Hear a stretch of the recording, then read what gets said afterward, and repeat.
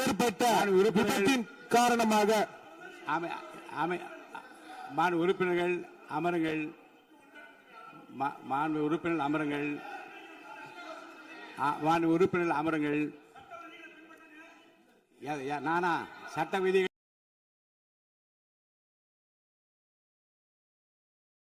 வேண்டாம், அமைதியா உட்காருங்க. முதல்ல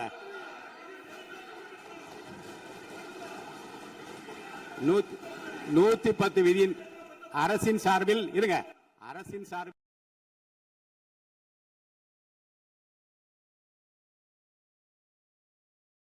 சொல்லட்டும்.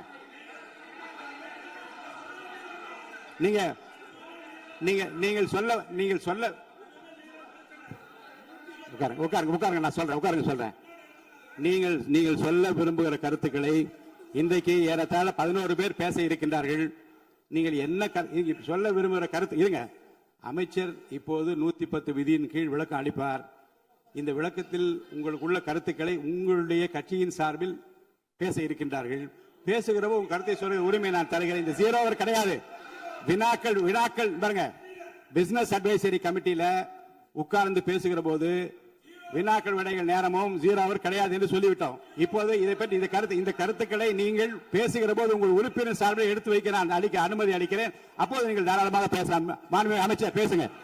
மாண்புமிகு பேரவைத் தலைவர் அவர்களே, திருவள்ளூர் மாவட்டம் ஊத்துக்கோட்டை வட்டம் பெரியபாளையம் அருகே கன்னியர்பேர் கிராமத்தில் 21/6/2026 அன்று Saint Peter and Paul seafood exports private limited company என்ற தனியார் கடல் உணவுகளை பதப்படுத்தும் தனியார் தொழிற்சாலையில் ஐஸ் பிளாக்ஸ் ஜெனரேட்டர் மிஷினுக்கு செல்லும் பைப்லைன் வால்வில் எதிர்பாராத விதமாக ஏற்பட்ட விபத்தின் காரணமாக அமோனிய வாயு கசிவு ஏற்பட்டுள்ளது. இந்த விபத்தின் காரணமாக இதுவரை அங்கு பணியில் இருந்த 74 நபர்கள், 70 பெண்கள், 4 ஆண்கள் பாதிக்கப்பட்டு அரசு தனியார் மருத்துவமனையில் அனுமதிக்கப்பட்டு சிகிச்சை பெற்று உறுப்பினர் அமருங்க. இருங்க. உறுப்பினர் அமருங்க.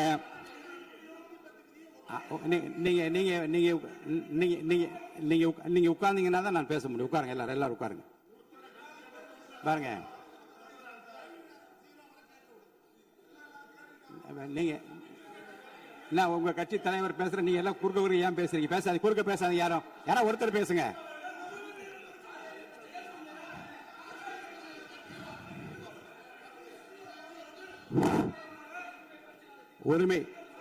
உரிமை மீறல் பிரச்சனை இருங்க. உரிமை மீறல் பிரச்சனை பற்றியும் நீங்கள் எனக்கு காலையில் எனக்கு கொடுத்திருக்கிறீர்கள். அது இருங்க, உரிய நேரத்தில் தான் எடுக்க முடியும். இப்போது அதை எடுத்துக் கொள்வதற்கு இல்லை. இருங்க, நான் திரும்பவும் சொல்கிறேன்.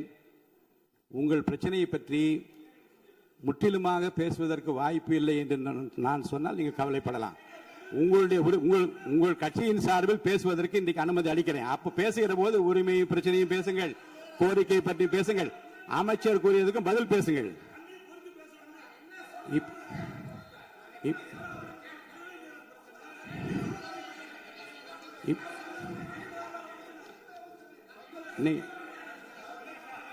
இப்போது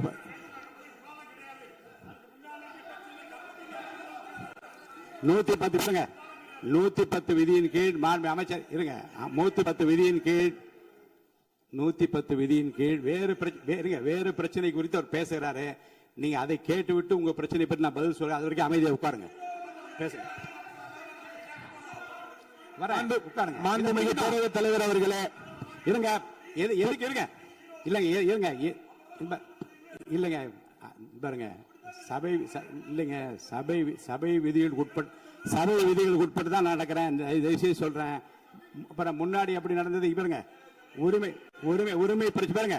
உரிமை பிரச்சனை நீங்க பதிலுக்கு பதில் பேசியா இருந்தா என்னால பதில் சொல்ல முடியாது. கொஞ்சம் அமைதியா கேளுங்க.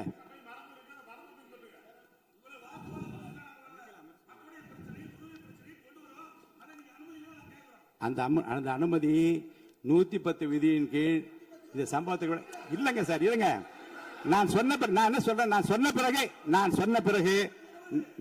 பிறகு அமைச்சர் தான் நீங்க அந்த 110 விதி பேசுவார். நீங்க உட்காருங்க. உரிய நேரத்தை அதை பற்றி அனுப்புங்க.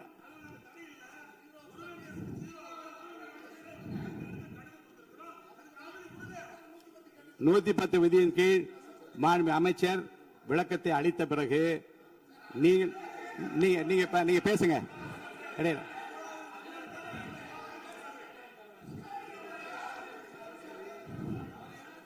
எல்லாம் ஒண்ணுதான்.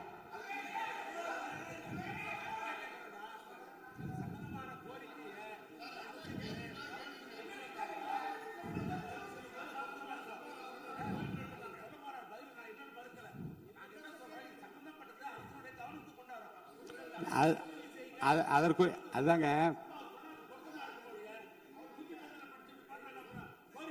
இல்ல 110 மாண்புமிகு உறுப்பினருக்காக சொல்றேன். 110 விதியின் கீழ் மாண்புமிகு அமைச்சர் பேசிய பிறகு விவாதம் இல்லை. இருங்க பேசி முடிச்சார். இருங்க பேசி முடிச்சார். இருங்க நான் இப்போ பாருங்க, உங்களுக்கென்று உங்களுடைய கட்சியினுடைய உறுப்பினர் பேசுகிற போது இதே பிரச்சனையை கொஞ்சம் கலந்து பேசுங்க. நீங்க அப்பவும் சொல்லுங்க. நீங்க உரிமை மேல் ஒரு மேகதாது பிரச்சனை இருங்க சொல்லி முடிச்சிடுறேன். மேகதாது பிரச்சனை பற்றி உரிமை மீறல் கொடுத்திருக்கிற அந்த விவாதத்தை நீங்கள் உங்களுக்கென்று பேச இருக்கின்ற உறுப்பினர் பேசுகிற போது நீங்க அந்த பிரச்சனையை சொல்லலாம்.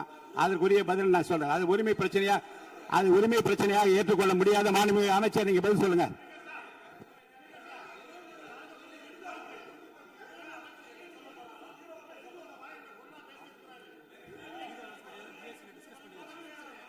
ஏற்கனவே அலுவல் ஆய்வு குழு எடுக்கப்பட்ட முடிவுபடிதான் நடப்பேன். அலுவல் ஆய்வு குழுவுக்கு மீறி நடக்க முடியாது. தயவுசெய்து அமருங்கள். மாண்புமிகு அமைச்சர், நீங்க உங்களுடைய 110 விதிகள் உங்களுடைய படிங்க. நீங்க மாண்புமிகு பேரவைத் தலைவர் அவர்களே, இவ்விபத்தின் காரணமாக இதுவரை அங்கு பணியில் இருந்து 74 நபர்கள், 70 பெண்கள், 4 ஆண்கள் பாதிக்கப்பட்டு அரசு மற்றும் தனியார் மருத்துவமனைகளில் அனுமதிக்கப்பட்டு சிகிச்சை பெற்று வருகின்றனர். இதில் 15 நபர்கள் அரசு மருத்துவமனையிலும் 27 நபர்கள் தனியார் மருத்துவமனையிலும் தீவிர சிகிச்சை பிரிவில் அனுமதிக்கப்பட்டு தொடர் கண்காணிப்பில் உள்ளனர். 27 நபர்கள் சாதாரண சிகிச்சையில் உள்ளனர். இவ்விபத்தின் துரதிருஷ்டவசமாக 5 பெண்கள் உயிரிழந்து உள்ளனர் என்ற துயரமான செய்தியினை கேட்டு அறிந்து மாண்புமிகு முதலமைச்சர் அவர்கள் மிகவும் வேதனை அடைந்து அவர்களுடைய குடும்பத்தினருக்கு ஆழ்ந்த இரங்கலையும் ஆறுதலையும் தெரிவித்துக் கொள்வதோடு முதலமைச்சரின் பொது நிவாரண நிதியிலிருந்து தலா 2 லட்சம் ரூபாய் உடனடியாக வழங்க உத்தரவிட்டுள்ளார்கள். இந்த வீடியோ உங்களுக்கு பிடிச்சிருந்தா மறக்காம லைக் பண்ணுங்க, ஷேர் பண்ணுங்க. இதே மாதிரி தொடர்ந்து நிறைய இன்ட்ரெஸ்டிங்கான வீடியோஸ் பார்க்க வீ டாக்கீஸ் சேனலை சப்ஸ்கிரைப் பண்ணுங்க.